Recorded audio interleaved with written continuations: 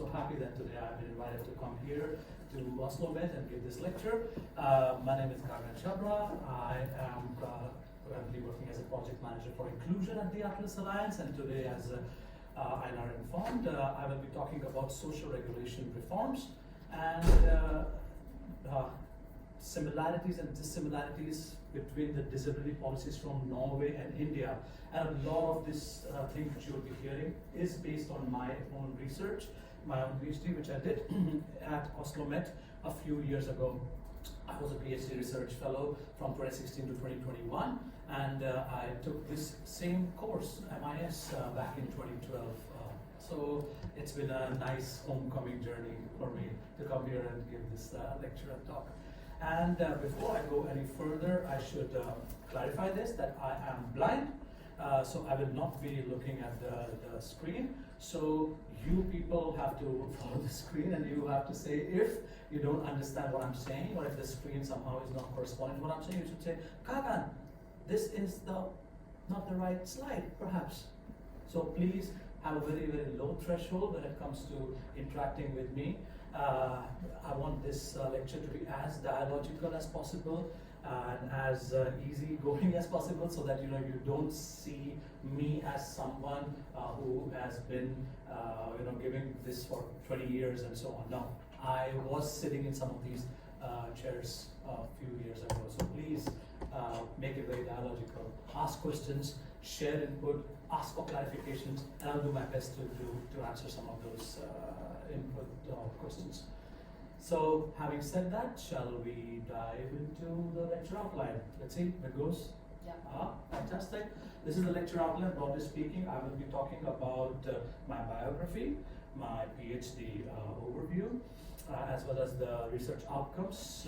What did I accomplish in those 4.5 years at Oslo Met?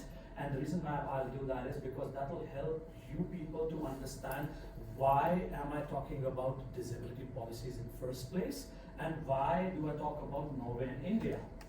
So let's start with that. Then I'll take a little bit deep dive with regards to some definitions about disability policies, social regulation policies, give you a bifurcation of how these policies are organized, systematized, and also talk about when we say things are getting similar or dissimilar, at what level are they getting similar or dissimilar.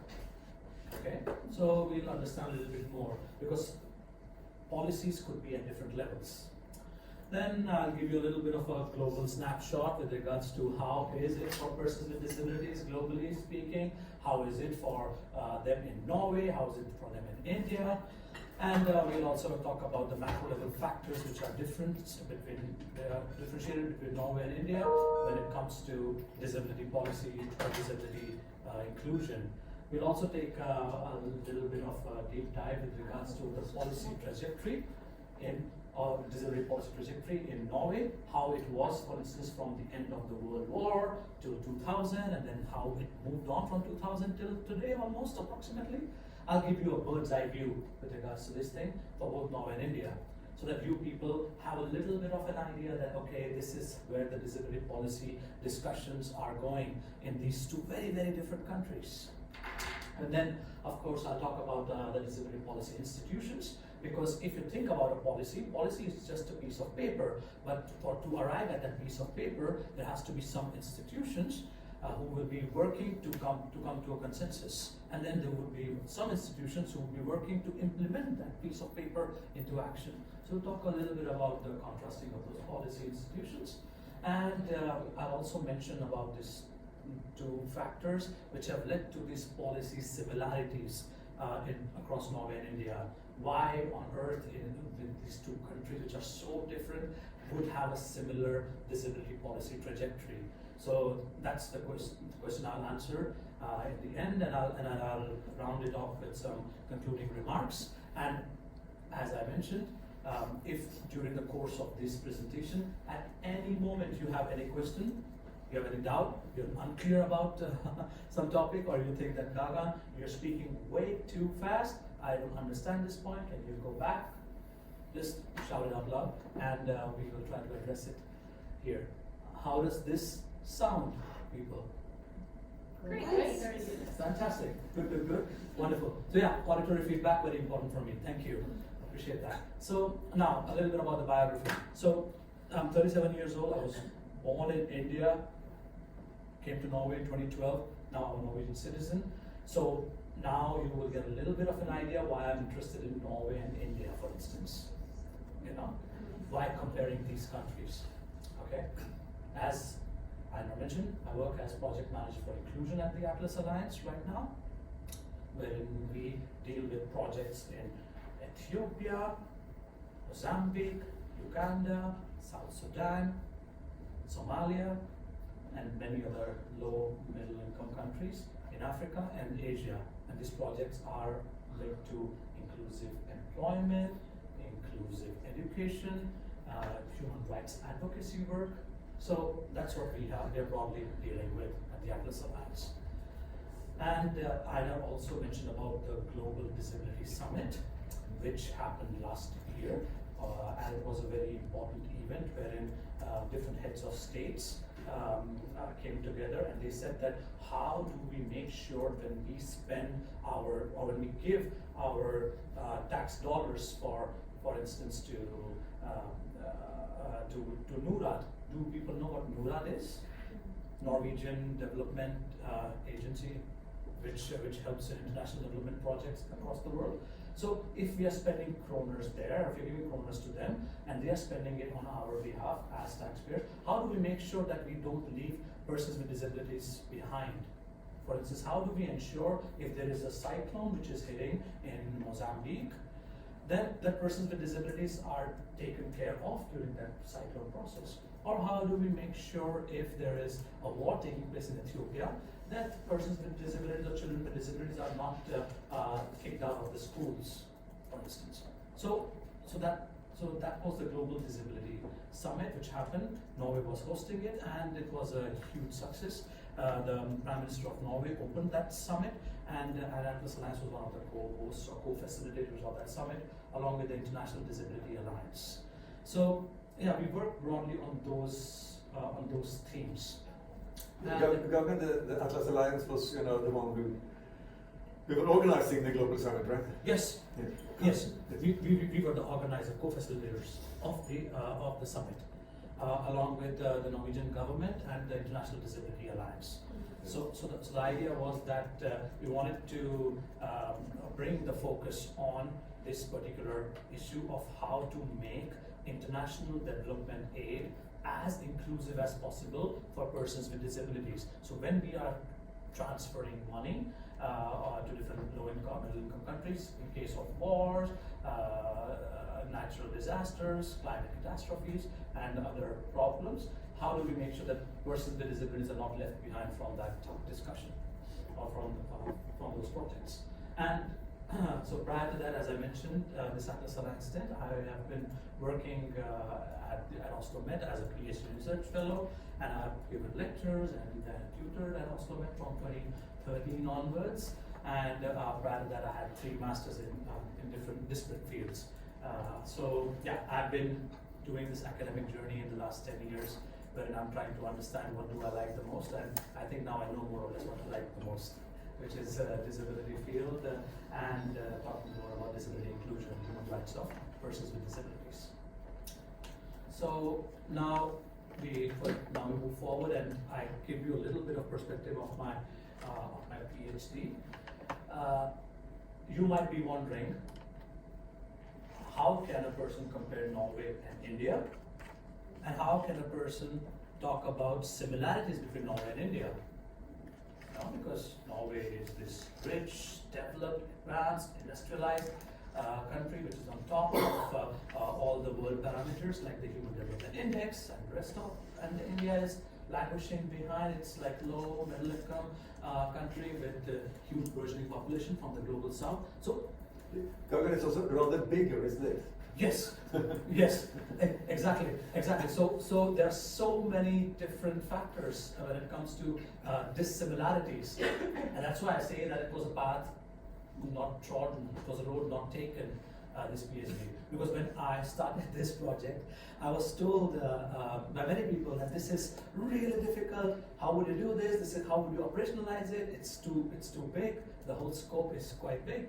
So then I had to kind of make an effort to make sure that the scope of the PhD project becomes as narrow as possible, so that I could focus on not the whole gamut of disability policies or not all persons with disabilities, but focus on, for instance, social regulation policies, which is a small part of disability policies, and also one specific age demographic group, which is youth with visual impairments, so young people with visual impairments.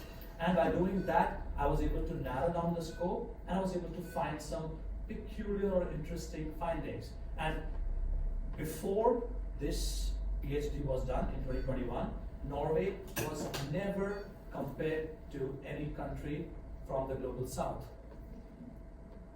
Let me repeat it.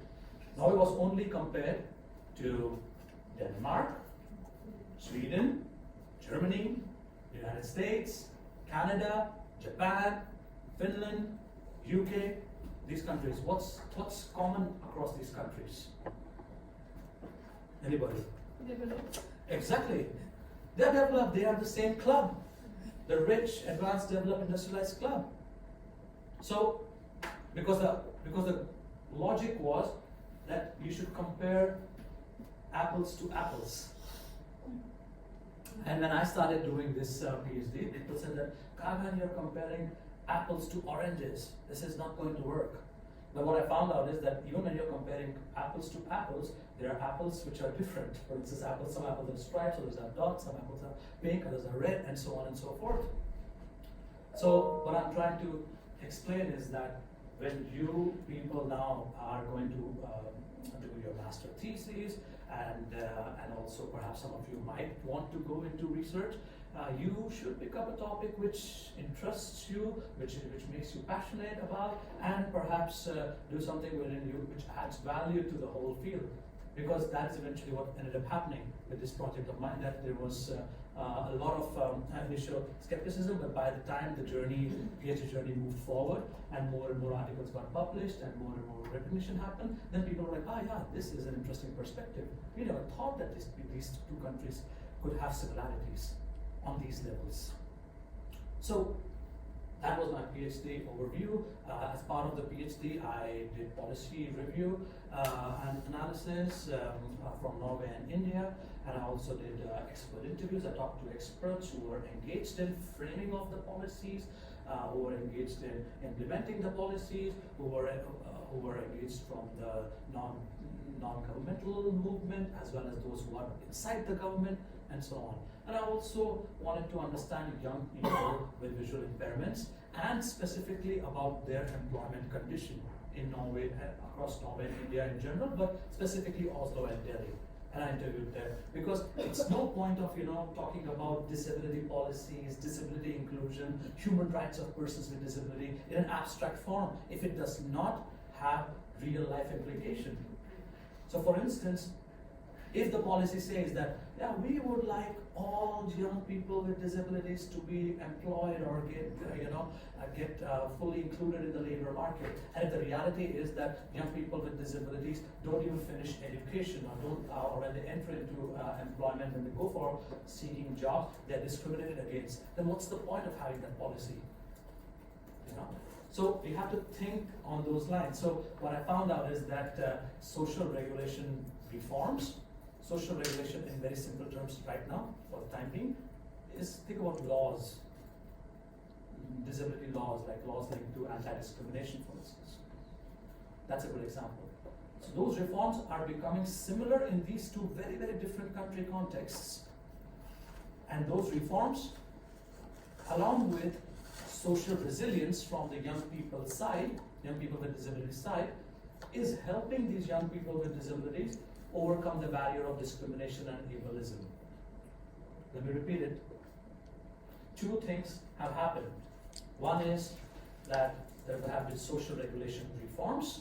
That means the laws have changed in these two countries, which are becoming similar.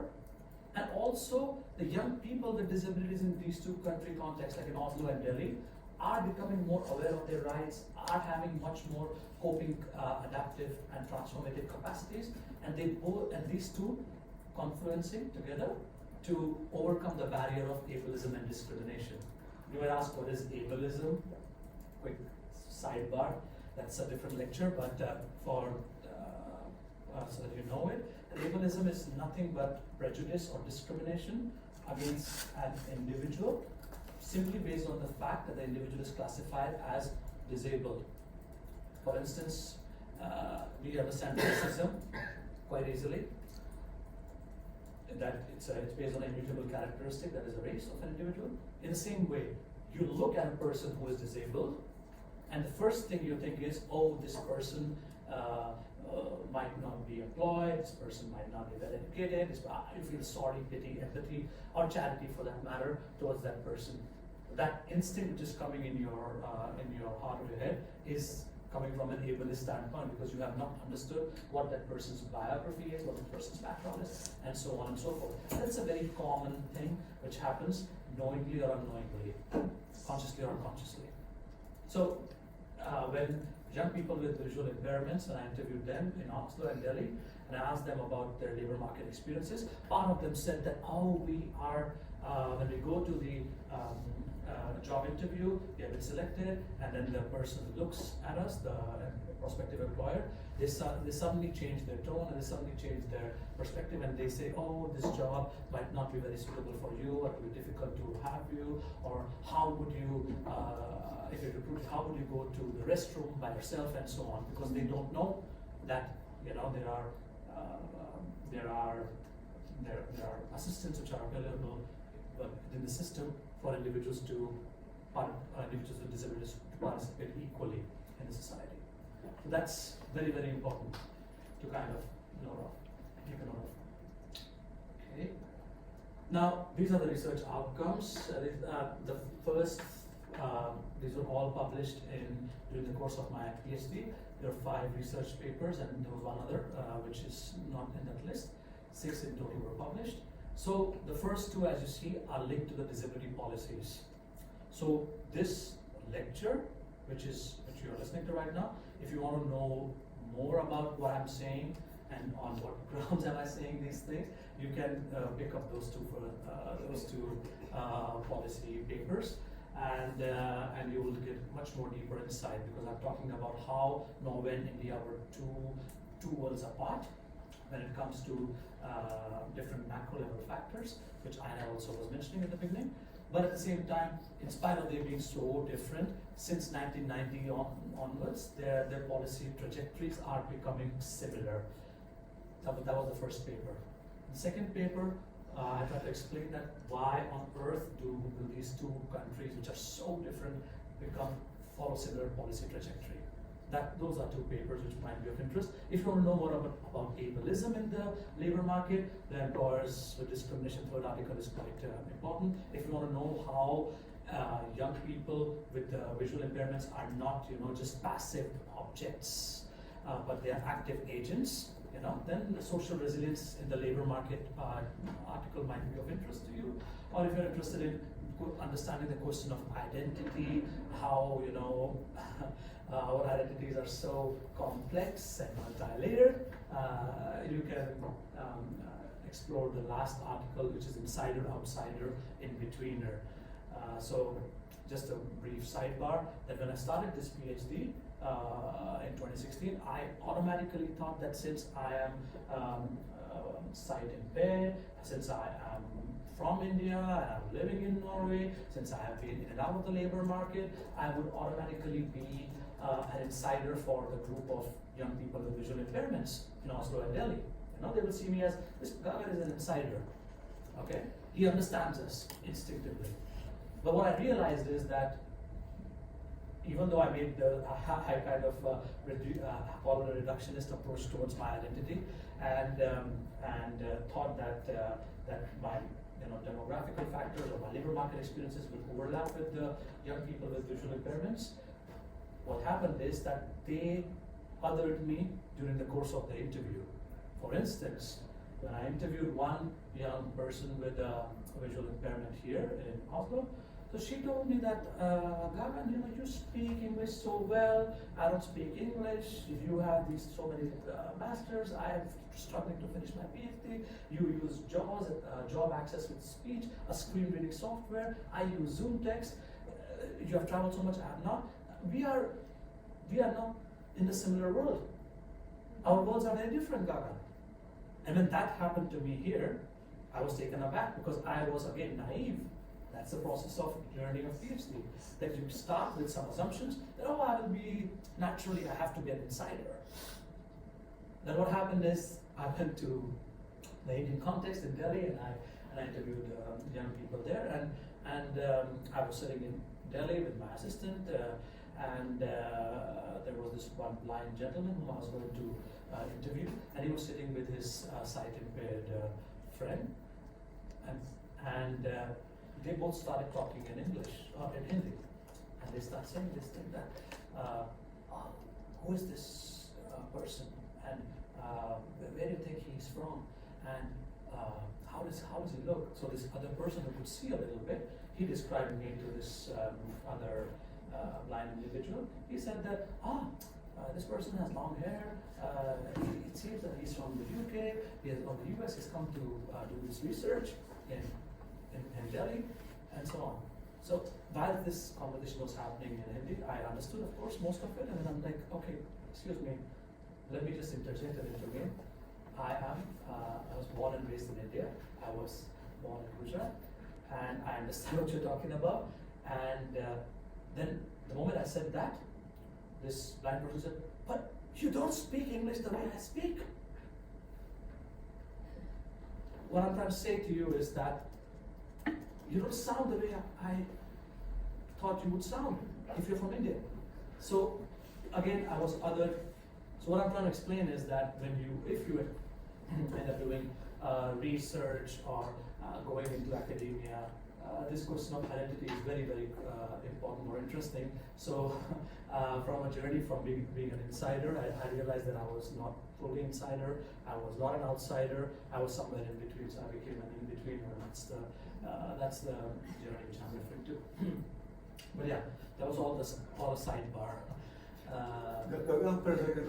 So these papers and these links, they will be. If it's okay with you, we will post these lecture notes on Canvas, so that people will click on the links if they want to see these articles, right? Yes, yeah. Absolutely. And you could click on the links are already there in the PowerPoint. So if the PowerPoint is there, then you could just click on the links, and they're all free access. So it might be thought-provoking for all those individuals who are interested in these, a little bit not mainstream ideas about these issues. Yeah. So maybe I will also add that it's an interesting study. You did PhD here, but these 5 articles are sort of good master thesis topics also. If you want to do a master thesis on comparing something in policy relevant in 2 countries, this is a really interesting ways of how to do it. So yes. and get coverage on top of that. So just a mention for those who think about doing comparative policy study. Exactly, and it's wonderful to do. Of course, comparative studies come with their huge pitfalls and a lot of work, because you are doing twice as work. But if it is something which makes you passionate, for instance, if you are from a country in the global south, let's take the example of Nepal or Ghana or Uganda, and you're here, and then you want to you observe some things from your vantage point living here in Oslo, and you know how the situation is in your country, then it's kind of very, very interesting and important to highlight that. If you find, for instance, some differences or similarities, or if you find something which you previously thought would be so different and it happens to be similar, that becomes an interesting study itself, and it adds to the corpus of knowledge. So, and if you start that journey as a master's thesis, you never know, you publish it, and then you get invited to do a PhD, and that opens up your avenues. Yes. So, yeah. Any questions thus far? If no, then we'll go on to the next slide, which is the definitions of disability policies and social regulation policies.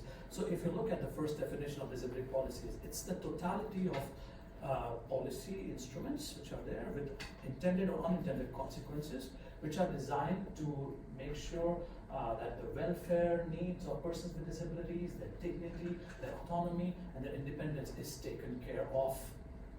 What that means is that, imagine if there is a policy which says that we would like the housing units which are being built in a way that the housing units have an elevator. And you would not think that, well, that's a housing policy, a building policy. What's the big deal? But if you think a little deeper, that the elevator which might be there might be of a lot of use or help for individuals who use wheelchairs, for instance, if the elevator is accessible. It's nice to have elevator for a 3 or 4-story building for other individuals, but it's quite necessary for individuals who use a wheelchair.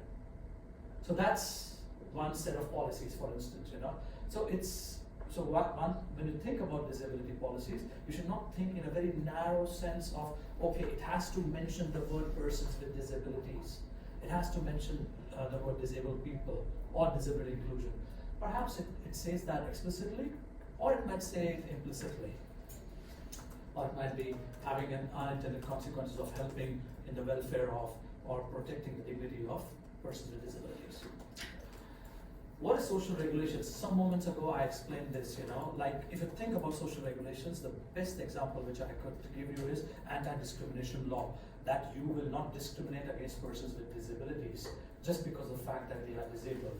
But definition is also quite self-explanatory, that these are policy instruments which are designed to influence the markets or non-governmental actors with the idea of promoting welfare objectives or human rights of persons with disabilities. What does this mean? Like, think about this. Sometimes markets don't function in the best interest of all individuals or all customers.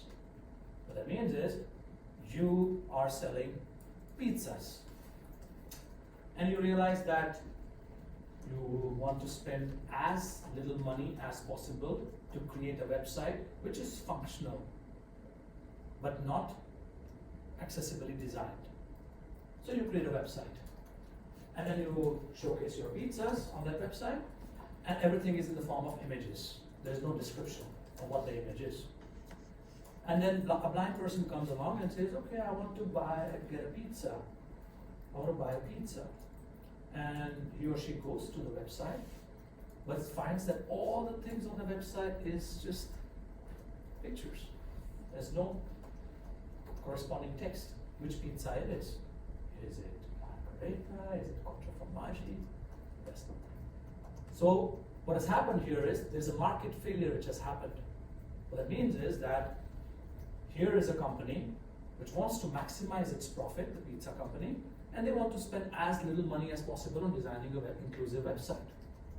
And so what they have done is they have tacitly said to blind individuals who want to buy a pizza that you can buy pizza outside or from some other place, it doesn't matter. We are focusing on our other customers who are like perhaps 95% of our customer base. They are saying that tacitly. And this is a classic case of market failure. And this is what, for instance, social regulations try to address. They influence these market actors, this company, and says, no, when you are creating a website, you have to think about inclusion. You have to think about universal design. You have to think about accessibility so that all individuals who are potential customers could use your products or could shop. Does anybody want to guess? This is actually based on a real case. Which pizza company am I referring to? It's a very popular pizza company. Domino's? Yes, absolutely. Thank you. Domino's. So they were told that they better get their act together when it comes to making an inclusive website, because they would not have cared about it in the past. So this is a classic example of a policy which says that thou shalt not discriminate against persons simply because of the fact that they are disabled. You have to think about accessibility, think about inclusion, and think about non-discrimination. So this is a classic bifurcation of disability policies in 3 buckets. If you think about a disability policy, you'll think about social benefits, social services, and social regulations. Benefits, we all understand intuitively. For instance, there is a disability pension, a person who is disabled cannot work, he or she gets the money, so that's a benefit, so that they don't languish in poverty and their human dignity is not trampled upon. Social services is the example wherein a person who is disabled wants to function, gets a personal assistant. Yeah. Social regulations, as I gave the example, anti-discrimination laws, which are established to safeguard the rights of persons with disabilities. I mentioned about how disability policies can be similar and dissimilar, but the similarity and dissimilarity could take place at different levels. There is a policy goal level, policy content level, level of policy instrument, policy outcomes, or policy style. This is very, very crucial to understand and remember. Because for instance, you might, you are the president of Namibia, and you say, my goal in my country is to ensure all people with disabilities have their human rights respected. That's a policy goal. Fantastic. And the Prime Minister of Norway could say the same thing, that we would like to ensure that when it comes to persons with disabilities, that their rights, human rights, are respected and protected and promoted in Norway. So now you can think and say, okay, when it comes to these policy goals from Namibia to Norway, they both the countries' heads of states have shown commitment towards the policy goal. It's similar. But then you could go to the level of policy outcome. Policy outcome is contingent on, how do you operationalize the policy on which is on paper? How do you implement the policy which is on paper? Are you spending enough money on that issue which you promised you will do? And then there would be a huge disparity. In Namibia, perhaps the president of Namibia says this, and then they will come up with a nice policy on paper, then that policy will turn into a legislation, and then the legislation will just stay on paper. Or the Namibian government will not spend enough money to provide for disability benefits, disability services, or might not penalize those individuals or corporations which end up excluding or discriminating against persons with disabilities. So then the policy outcomes for Namibia and Norway might differ or diverge. So it's very, very important to kind of have this classification that policies can converge at one level, but can diverge quite significantly at other levels.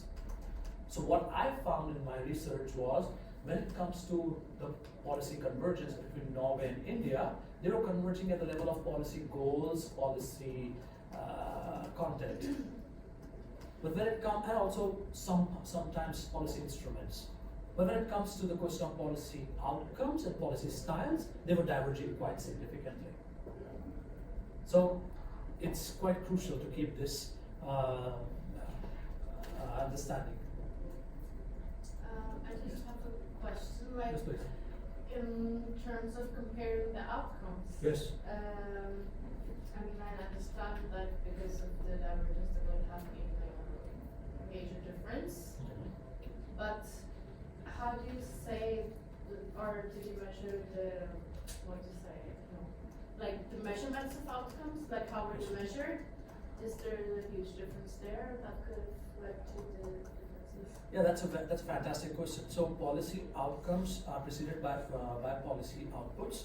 So think about this. If the let's take an example. If the policy is that all children with disabilities have a right and responsibility to go to a school, okay, that's a policy. And that policy is there in Norway, it's in Namibia, it's in Netherlands, different countries. And now the next question is, first we have to understand how many children with disabilities are there in Norway and Namibia. How many of them actually go to school? You know, how much money is being spent for schools so that they have accessible ramps, so that children with disabilities who use wheelchairs could enter, or how much money is being spent on brailles for braille literature for children, so that children with disabilities could follow the instructions. How much money is being spent to train teachers so that they know how to deal with or help or support children with disabilities, and so on. So all these, you can break it down into those small parameters about the like how the building is, how the resources are spent on training and education of teachers, how much money is being spent on supporting the families of children with disabilities, and then you can come to a conclusion that okay, Norway ends up spending, for instance, 10,000 kroners per month on making sure that every child with disability enters the school, but the other country spends only 100 kroners, for instance, whilst they are supposed to spend 1,000 kroners. So they are only spending 10%, and they are not able to spend the remaining 900 kroners. So we will try to make sure that they get that money, support them, for instance, so the outcomes become better. And the outcomes are much more long term, and outputs are much more short term. For instance, what I said is like the output could be that, is this school accessible? If there's a school in Namibia, is that school accessible for children with disabilities? Does it have a ramp? And then you build the ramp. But then the next question is, once when you have built the ramp, is the child with disability who was using a wheelchair coming and entering into that school? And is that child finishing his or her education? What if the child comes to the school for 1 year and then drops out? So there are different levels. There's a level of access to the schools for the child with disability. There's a level of enrollment into the school for child with disabilities. Then there's a level of retention into the school for child with disability. And then there's a level of achievement. Does that child eventually finishes the 12 years in that school, for instance? And those are different levels. So one has to kind of think on those parameters. And an outcome is a much long-term orientation, much long-term orientation. We also agree that when this is also about different way to measure operations and measure outcomes. Yes. And some of these measures might be more valid than others. Mm-hmm. And perhaps there's also this issue about hard versus soft measures. Yes. One thing is the child with disabilities get into this class, but does the teacher see child or the child with disability pass at the back end of the class and never talk to? Yes. Are they treated well by the other students? Yes. There's softer targets as well, which are how to measure outcomes. Exactly, like that's what I mentioned about access, enrollment, retention, and achievement. So that will fall into the category of, for instance, once when you have given the access to the child, and once when you have enrolled the child, what you said, Anna, very true. Are you able to retain that child in that school?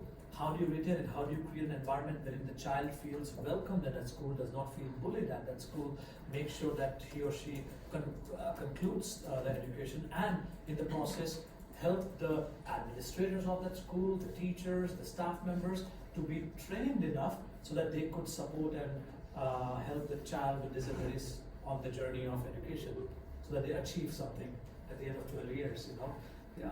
So it is, these are hard, measurable targets, like does it have a ramp or no?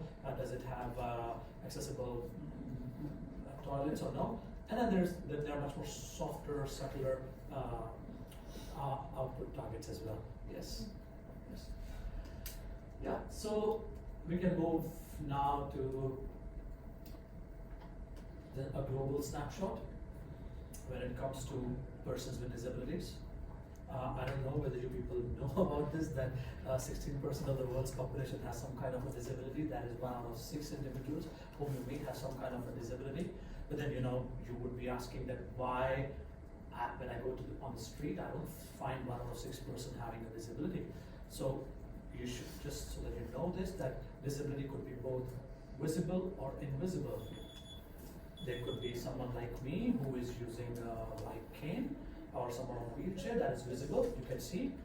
An individual and say, yeah, this person has an impairment, and it could be invisible also with regards to individuals who have mental health conditions, depression, epilepsy, chronic fatigue syndrome. So it's a very big category, persons with disabilities.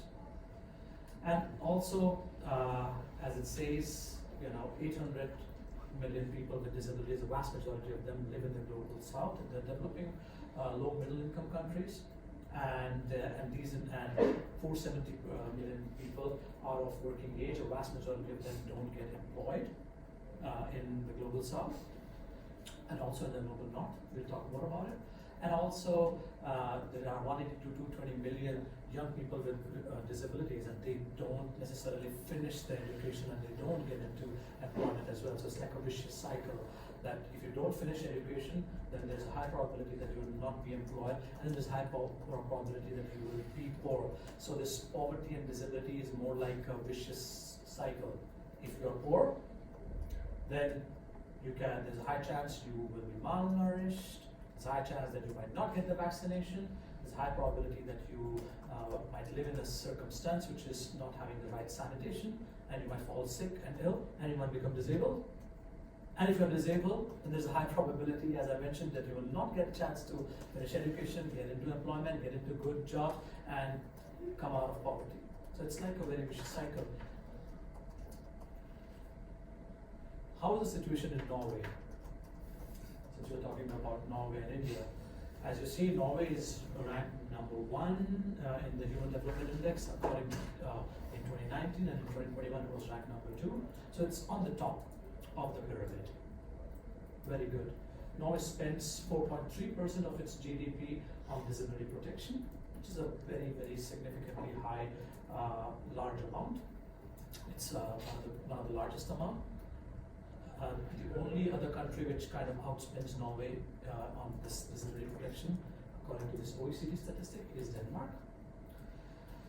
17.6% of Norwegian population has some kind of disability.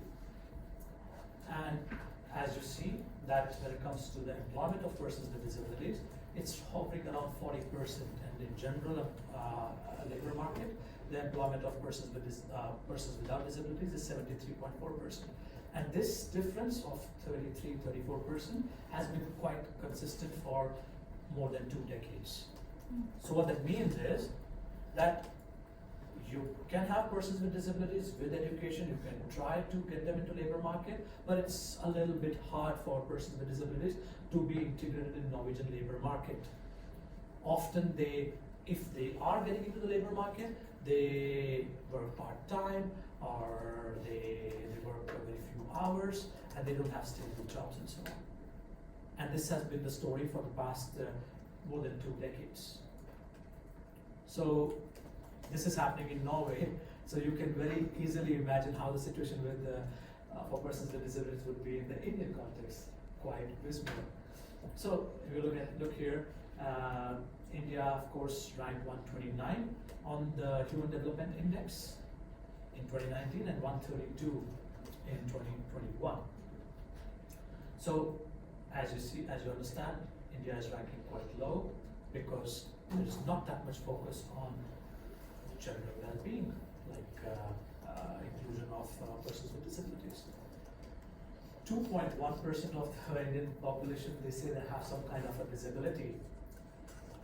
So if you take India's population as 1.3 billion people, 2.1% of that is approximately 26 million people. But the problem is that this statistic is widely contested. We talked about some moments ago about the question of measurement, how to measure, what to measure, and are those measurements reliable? In the Indian context, the answer of the 2.1% is quite unreliable. Nobody believes in the statistics which come from the government. If you talk to the civil society organizations, they think that the number is close to 7 to 8% of the population, which comes to be approximately 100 to 120 million people with disabilities in India, which is corresponding to all the other countries, like neighboring countries like Sri Lanka, Bangladesh, and Nepal, and the rest. And why this is so important is that if you don't count persons with disabilities, then you can say that we don't have persons with disabilities in our society. So we don't have to make a disability policy with regards to disability benefits.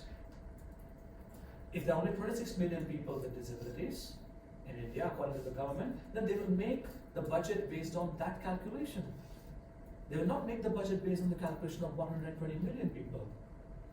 So then the budget will be very small. So one of the best ways to avoid a problem is to ignore that the problem exists.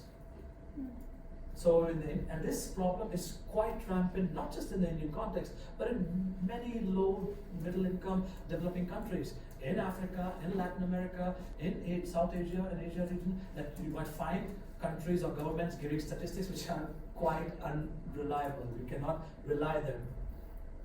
And there's a reason why they are doing that, because they don't want to take accountability for these individuals. They don't want to say that we want to take care of these constituents in our society. The same holds true for the statistics with regards to the employment. It says 36% of persons with disabilities are employed, which is, of course, a gross exaggeration. Only 1% or less than 1% of persons with disabilities or young people with disabilities were employed in the formal sector. The vast majority are employed in the informal sector in the Indian context. Why am I stressing on these figures? That you have to take figures or measure how they are measured with a grain of salt, especially when they come from sources which you have skepticism towards. Not take them on face value. Yeah. Do you think there's a difference in the definition of disability, what Norwegian context explains disability is, compared to what Indian context explains what disability is, and that is also affecting the total number of disabled people in two different countries? Fantastic question, because the way you define is the way you affects the way you measure.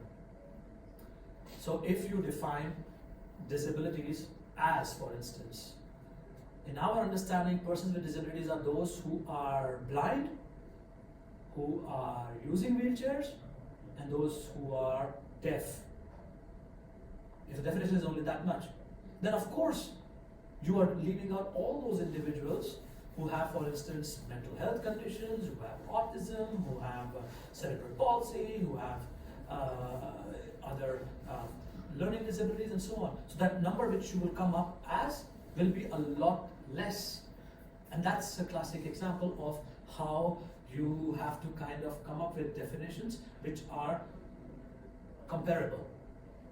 And there have been much more conscious effort to ensure that the definitions which are used in the census or in other forms of data collection strategies are as much aligned to the United Nations standard as possible. So for instance, in the United Nations, the definition of disability is something like this.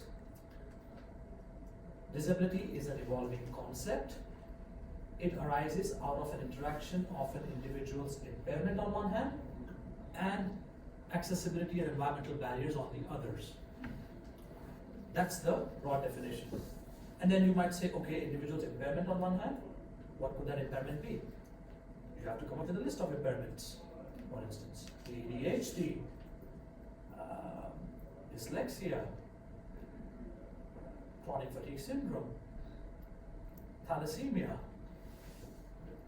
people using wheelchairs. And then you have to come up with some activities. Like, okay, what kind of activities are required for an individual to lead a fulfilling and flourishing life?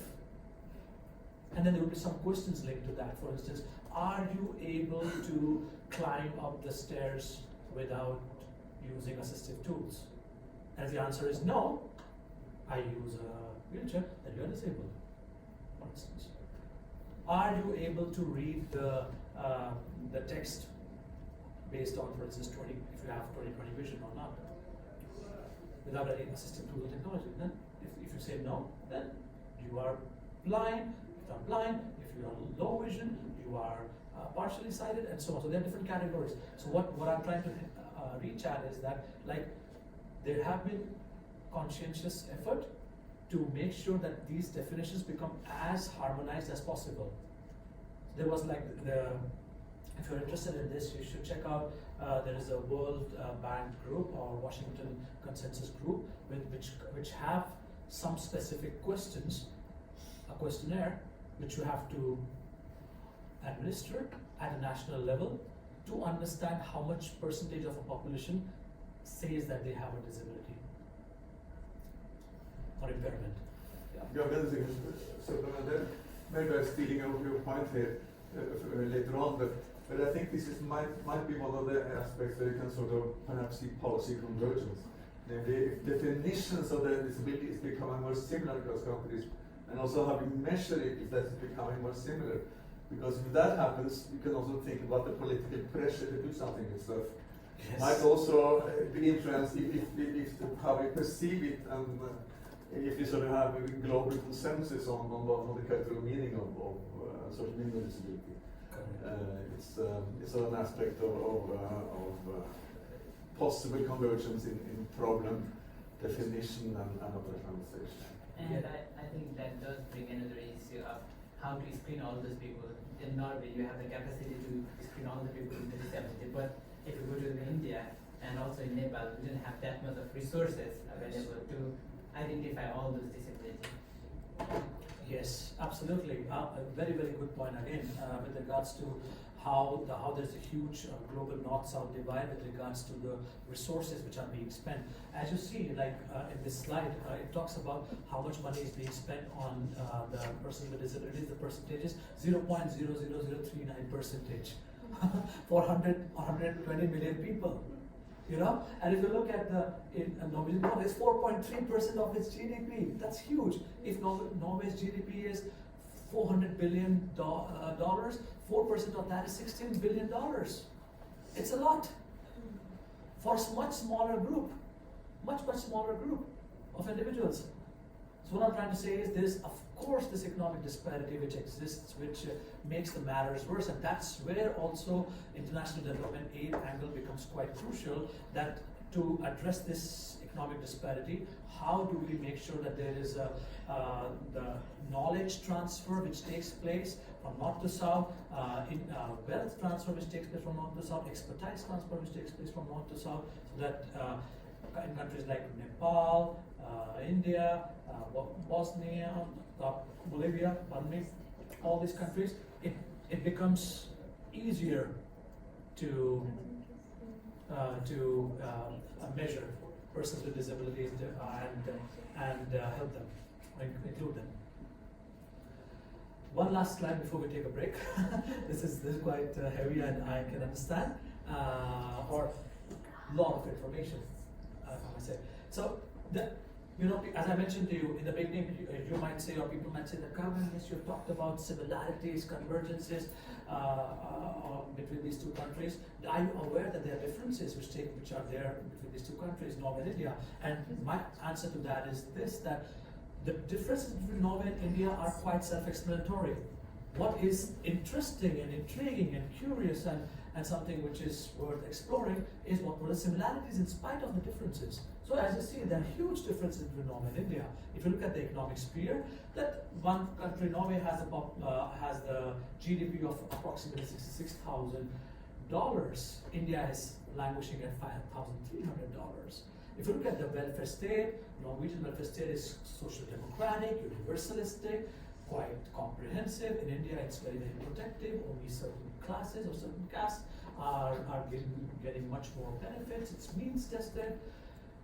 If you look at the cultural aspect, there are huge disparities. Norway is much more homogeneous. India is much more heterogeneous.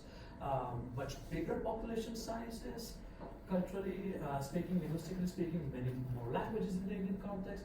If you look at the question of social inclusion, Norway has fantastic healthcare, which is universalistic, education, which is universalistic. In India, that's not the case. There is huge risk of poverty and exclusion in the Indian context. Relatively speaking, less risk of poverty and exclusion in the Norwegian context. If you look at the question of life expectancy, Norway and demography, in the Norwegian context, people live on average, men live until the age of 80, women until the age of 84. In the Indian context, it's 64, 68. India is much more a young society, less than, in 2020 there was a statistic which was very interesting that vast majority of Indians will be below the age of 29, young society, but in the Norwegian context, there is a term which you might want to explore. They talk about the grey tsunami, which is going to come. Wherein there will be so many older people in the society that we need younger people to pay the taxes and to make sure that the welfare state works fine, the healthcare system does not crumble, and so on. We have to invest.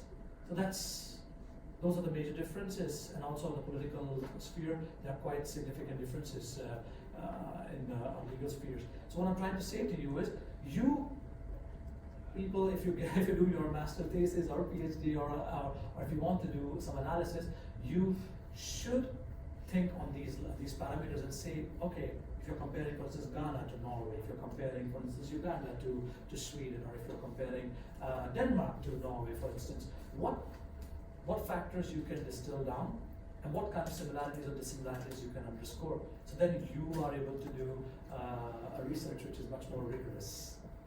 Yeah. Talking about the disability policy trajectories in Norway since the World War till 2000. And this is again, what I'm giving to you is bird's eye view, so that you have some placeholders. These are like, you can of course use this as a springboard to go into your research, to take a deep dive, and if you want to understand more about these aspects, then I would encourage you to check out the research papers, which I have already mentioned in the first half of this lecture, and also the PhD, because it is talking a lot more in detail about these topics. So if you look at this, that in 1945 World War ends, and then as you all know, when there is a war, there are a lot of people who get injured, who get disabled because of the war. So after that World War situation, the idea was that, oh, what do we do with all these individuals now who are injured, or like, what do we think about? There are people who are blind and people who are to use wheelchair, and so on. So the idea was that we have to start making sure that their welfare needs are being taken care of. So we have to make some adjustments in our insurance scheme policies. We have to ensure that we are able to provide these individuals who cannot work after the war with some kind of disability pensions, disability benefits, and disability services. And then, as you know, initially those arrangements were a bit not as generous as it could be, but then Norway, part of the lesson in the history, found oil, and when oil found oil, there was a lot more investments in the welfare state. It became a lot more comprehensive and universalistic, and that helped persons with disabilities quite drastically. But then in the 80s, when we reached 80s, there was this trend that in the Norwegian society, persons with disabilities were getting a lot of benefits, were getting a lot of services, but they were not getting included in the society. They were not they felt that they were segregated. There were schools which were specifically, for instance, for individuals who had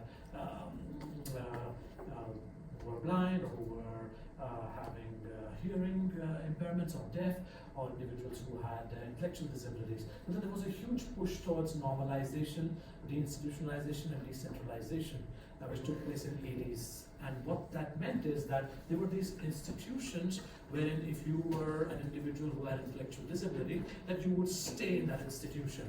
And what people with disabilities said that is, we don't like these institutions.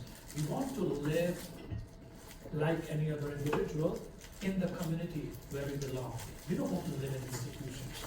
So those institutions slowly and gradually started going down.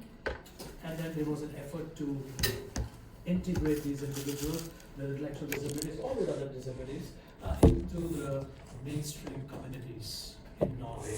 And then there was also this focus on decentralization, wherein the focus was that how do you create disability policies, and who is responsible at what level. So for instance, if you have a personal assistance, should it be a policy which is determined at the national level, or should it be a policy which is figured out at the local level where the person with disability stays? So it was it was found out that a lot of these policies should be given back to the local levels, because the local level knows the context a lot better for a person with disabilities than creating an abstract policy at the national level.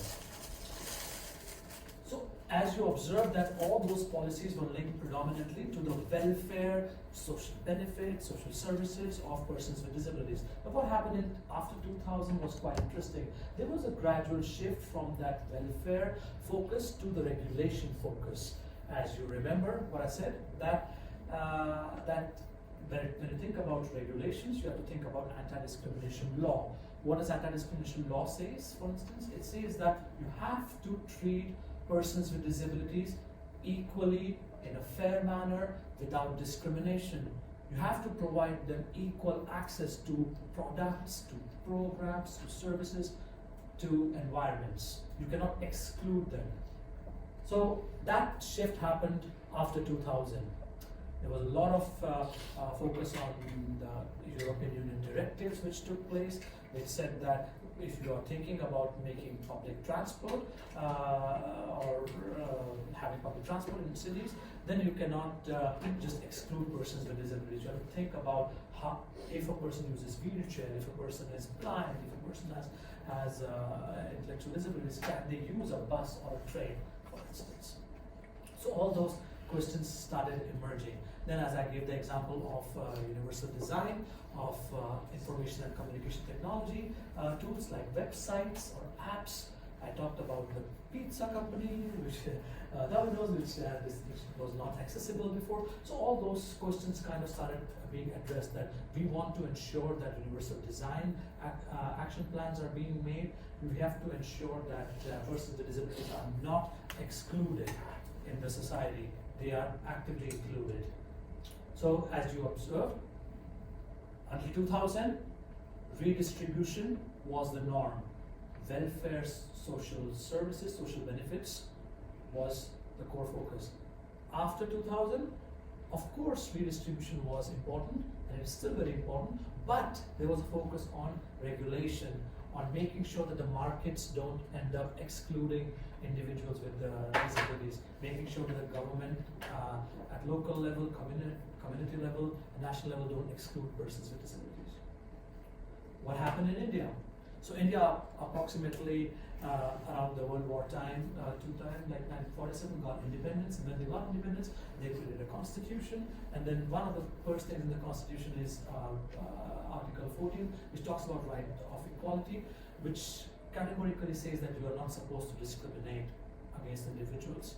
You have, and it gives you the chance for affirmative action, which is quite interesting for all who may or may not know. Affirmative action is a policy wherein you say that in the Indian context, it was designed for individuals who were from lower castes, scheduled castes, and scheduled tribes, who were exploited for hundreds of years or thousands of years in the Indian society.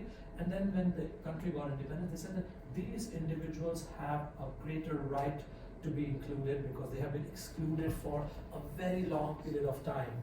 We have to redistribute jobs, resources, opportunities to these individuals, because these individuals have been quite excluded. And a similar kind of philosophy was there for persons with disabilities as well, that we have to protect these individuals, as you see in Article 41, which says that these persons with disabilities have to be protected in a way so that they are treated equally and fairly on questions of education, livelihood, employment, and also public assistance. This was all in the Constitution, so it's all good.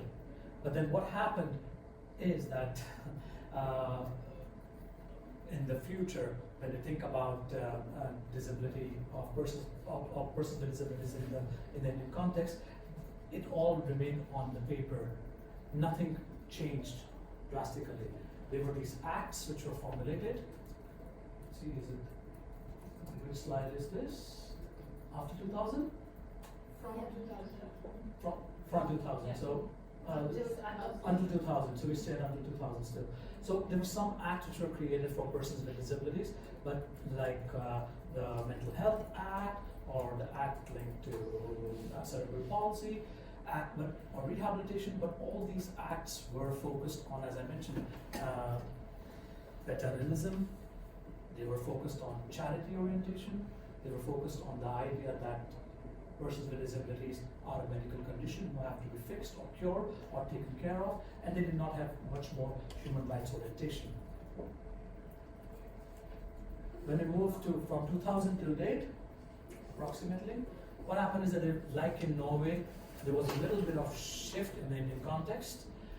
There was much more focus on human rights of persons with disabilities. We talked in the beginning about how some definitions started becoming universalized, that the United Nations got involved. There was a convention which was called as the United Nations Convention on the Rights of Persons with Disabilities, which got ratified in the early 2000s, and that influenced on what kind of rights do persons with disabilities have. So it talked about right of work and employment for persons with disabilities, right of non-discrimination, right of equal access. So that convention made sure that the government in India changed the policies and laws. In 2016, they came up with the Rights of Persons with Disabilities Act, which was almost aligned to the convention, which was passed in early 2000s. Also, accessibility became a huge crying call for individuals with disabilities in the Indian context. The disability organizations became quite active, and the government kind of created much more accessibility oriented plans or human rights oriented plans for persons with disabilities. So, if you think about, broadly speaking, contrasting these two countries, you can think about 45, Norway finishes the war, thinks about persons with disabilities, comes up with welfare redistribution until 2000. After that, Norway says, no, we've got to focus much more from welfare, which welfare generally could be interpreted as having a little bit charity orientation, to something which is a little bit more rights orientation after 2000, and we will involve social partners. And social partners means, governmental organization, non-governmental organization, business corporates, and we will come to labor unions, and we will come to a good consensus. So that's what happened in Norwegian context. In the Indian context, there was a situation of apathy, not taking care of persons with disabilities until almost 2000s, and then after 2000s, the focus moved from charity, paternalism, to something like, can we do something about persons with disabilities? Yes. Can we focus on their rights? Yes. How do we focus on their rights? By creating new laws, new legislations, and trying to implement some of those laws and legislations. This is what happened in these two country contexts. When it comes to policy trajectory, now talking about the institutions, like if you contrast the institutions, because one thing is to have the policy, to have the legislation, but the other thing is to implement the policy and legislation if you want the outcomes to come. So if you see in the Norwegian context, the disability policy is managed by the Ministry of Culture and Equality. In the Indian context, it's the Ministry of Social Justice and Empowerment. Norway, there is no specific department for persons with disabilities. Why? Because it is a bit stigmatizing if you talk only about persons with disabilities. They want to have it a much more diffuse kind of strategy, a strategy of mainstreaming, that if you think about employment, then the Norwegian government will say, okay, we want the labor market to be inclusive for all individuals with disabilities, without disabilities, from different races, from different ethnicities, from different linguistic preferences, and so on. So that's the kind of law they create in the Norwegian context. But in the Indian context, there's a little bit more focus on, okay, we will create a specific law for persons with disabilities, and which will target, which will say that this law will ensure that there is equal access to work and employment for persons with disabilities. So there's a little bit of that distinction which takes place. There's, as you can see, the specific department for empowerment of persons with disabilities. Then Norway, for instance, this is similar. There's Statped, which talks about education needs for individuals with different impairment groups, 6 impairment groups. In India, there is also this organization for rehabilitation, which is there, vocational rehabilitation, which is quite important. And in the Norwegian context, there is this ombudsman, likestilling or discriminating ombud, which talks about ensuring that equality and equal access for persons with disabilities is taken care of. In the Indian context, there is this Office of Chief Commissioner of Persons with Disabilities, which was established again quite recently, the last 15 years, 15 years or so. So, with similar kind of things, that if there are violations of employment issues, in educational issues, in access issues, you can raise it with these chief commissioner, the way you can raise it in the Norwegian context with the ombudsman. So, similar kind of institutions are there in the Norwegian context. For like NAV is very popular, you might all know. Public, it helps in a lot of welfare and employment issues. And the Indian context, there's no such single organization, because again the focus is not necessarily on providing too much resources. That's where the difference takes place. But one thing which might be similar is in both the countries is the last point, wherein in the Norwegian context there are very active disability organizations like Forbundet or Norges Handicapforbundet, which are very much involved in the disability rights movement in Norway, and they are quite significant actors who shape the disability agenda in Norway. In the Indian context also, there are a lot of big organizations, NGOs, which are very well funded in Delhi, like the National Center for the Promotion of Employment of Disabled People, an example of National Association of the Blind. So what I'm trying to say is that there are some differences, but there are also some similarities. So it's a mixed picture when it comes to convergences and divergences of institutions. Now, this is the very important penultimate slide. If you think about, I mentioned in the beginning, yes, Norway and India are different. Yes, there are macro level factors which are social, economic, cultural, political, linguistic, demographic, very different. But in spite of those differences, there are some similarities which have taken place when it comes to the adoption of social regulations, like the adoption of anti-discrimination laws. So why on earth did these similarities take place in first place? So there is two factors which I am alluding to. This figure is based on my second research paper. Two factors, one direction towards social regulation, policy convergence. So what I'm trying to explain is that there is this first trend of international harmonization which has taken place. What that simply means is a much greater influence of international bodies, like the European Union directives for Norway. If European Union decides that we would want to make sure that the public transport system is accessible to all individuals irrespective of their ability status, that public transport need to be accessible for individuals who are blind, who use wheelchairs, who have intellectual disabilities, then that influences the policies in Norway, that influences the laws in Norway.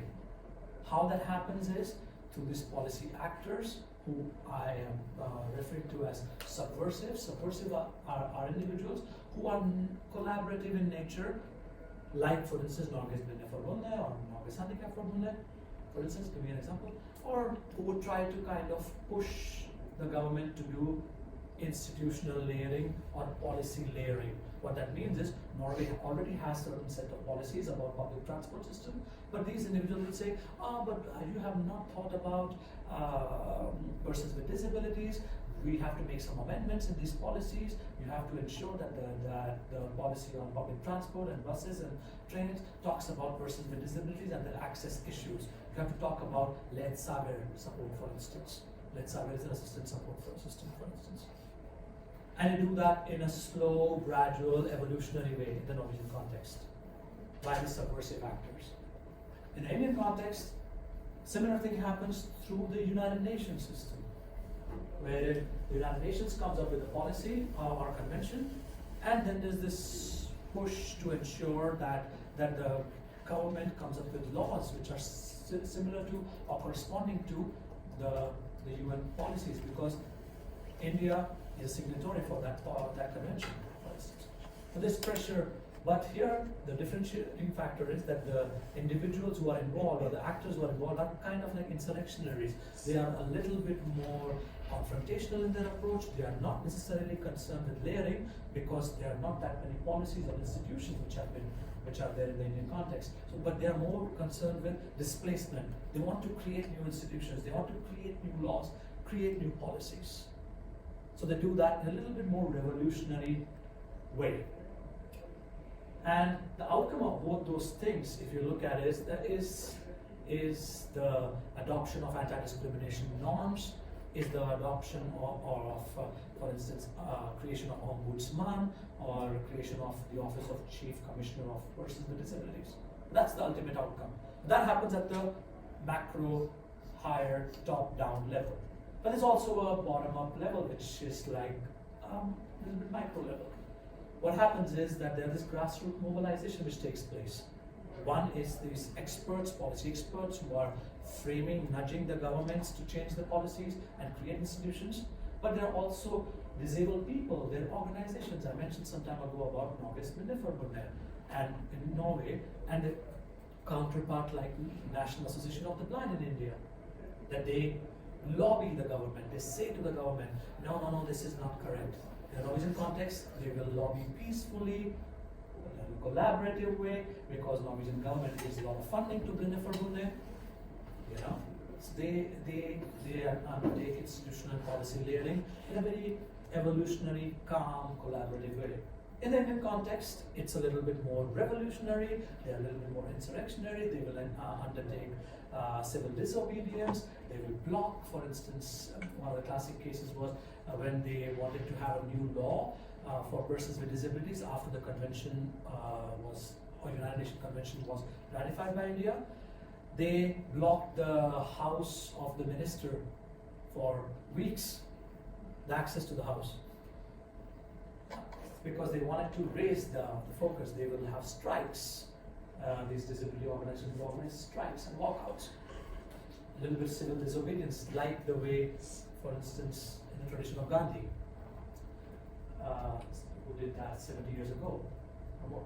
So what I'm trying to come at is that like it's very, very important to see that the ultimate outcomes of these measures is similar. That anti-discrimination laws have come up in both the countries. They are more focused on equality, more focused on accessibility, less focused on, for instance, exclusion, which has happened in both the countries, but through different actors, different philosophies, and different means. And now concluding remarks, few of them, as I mentioned some moments ago, that of course Norway and India are two worlds apart when it comes to all these different factors, macro level factors, social, economic, demographic, cultural. But in spite of these countries being so different, when it comes to disability policies, they are converging at some level, like they're converging at the level of policy goals and content. But when it comes to policy outcomes and styles, there are huge differences and divergences which are there. Also, as I explained, that there are these two factors which have taken place, which has led to this convergence.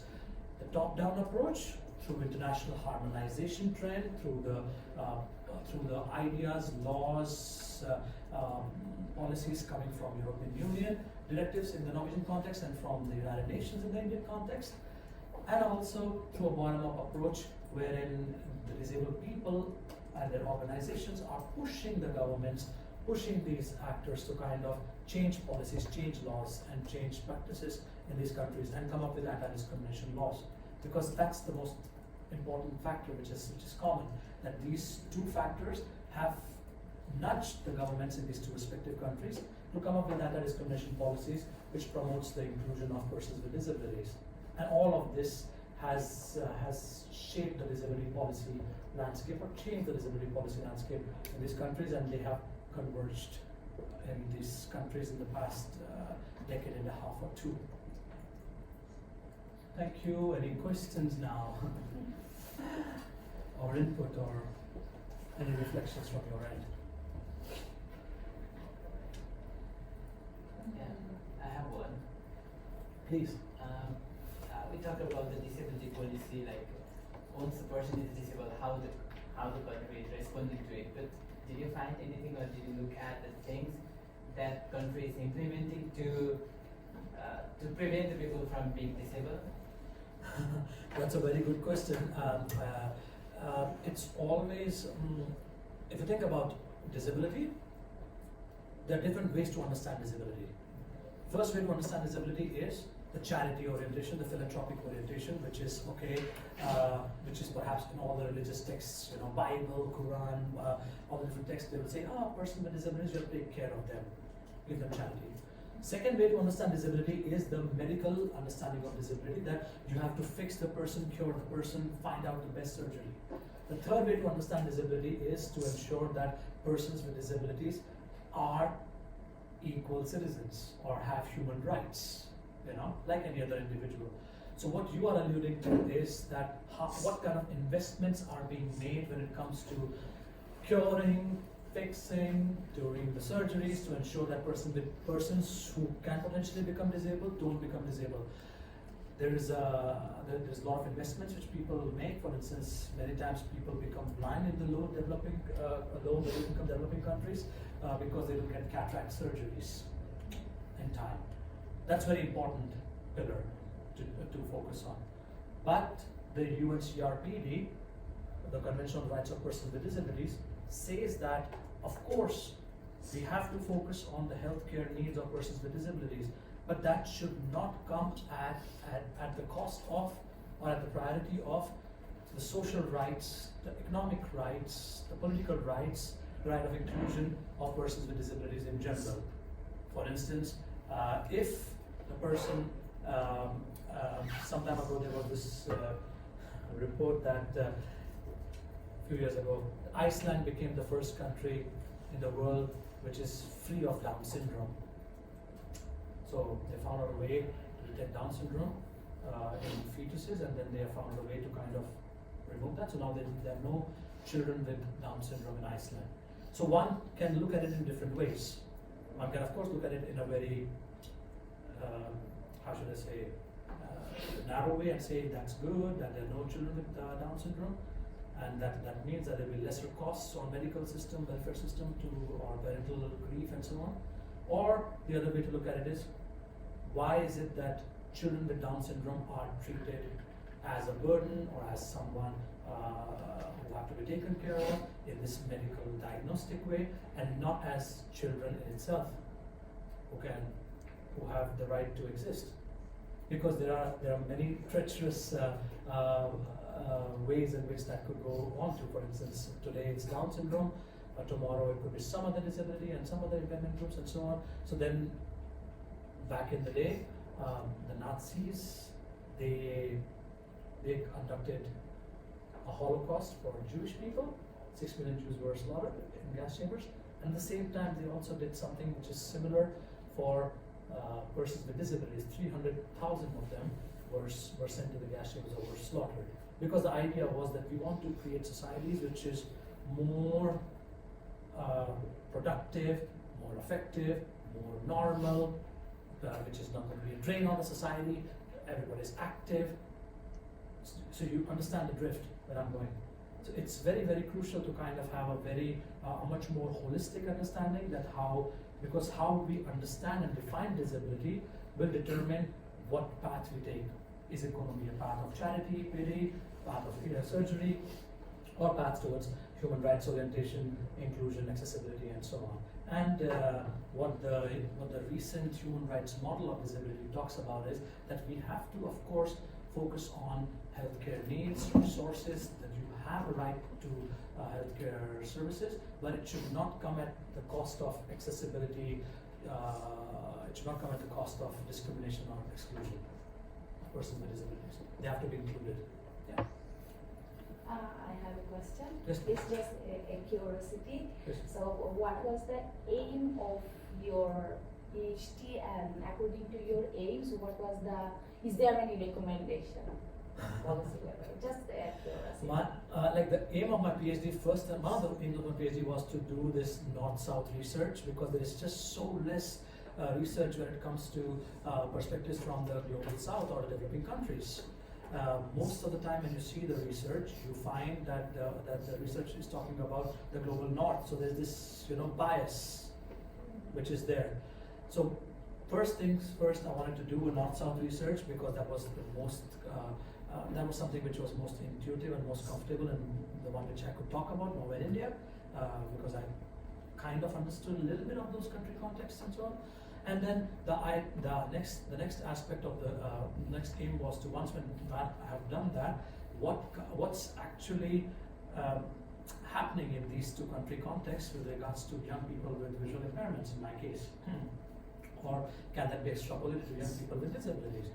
So the perspective is that we have some presumptions that you have to compare Norway to the rich countries. An assumption. Is that correct? Is that accurate? Is it supposed to happen always like that? Yes, no, maybe. And I said, no, not necessarily. Next thing is, Norway is very rich, developed, advanced country, so they are doing very good when it comes to inclusion of persons with disabilities. Yes, no, maybe. And I said, maybe. They are doing good when it comes to welfare rights, social redistribution, when it comes to benefits and services, but not necessarily when it comes to meaningful, substantive inclusion in the labor market, for instance. So, and the next thing is, as I gave the example of, I am supposed to be an insider intuitively. Yes, no, maybe. What has transpired is that this. When I was doing the PhD, people said to me, why do you have to publish 567 papers? Just finish, it's a PhD, just publish one or two and then get out, go to the world and so on. And I said that I'm finding something which is quite interesting. It's kind of like a journey, but I have learned a lot more about the whole process. A lot of my assumptions, presumptions, and perspectives have been altered in the process. So I have something to say, and that's the reason I'm writing these research papers. And one of the assumptions was, that young people with disabilities, or in this case, youth with visual impairments, are passive objects. In the Indian context, they might not be having the coping strategies or adaptive strategies or transformative strategies. So I find out and I say, no, that's not completely true. Yes, they are from a poorer context. Yes, they are having a lot of challenges, but they are also demonstrating tremendous amount of resilience.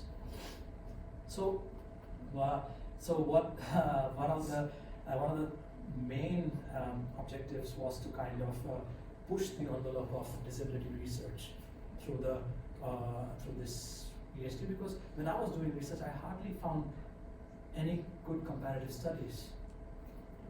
So this one kind of raises that bar and pushes the envelope. And with regards to the policy implications, I kind of recommend the governments and the NGOs and so on to kind of focus on the social resilience of youth with visual impairments or young people with disabilities. Don't see passivity when they think about disability. Yes, you are disabled, but that does not mean you are passive. You are inadequate. Something has to be fixed. Think it in a much more broader context. So then they can enable these individuals to kind of become more active citizens in the society and not just passive objects. Challenging. Any other question, input? Thank you so much. Thank you.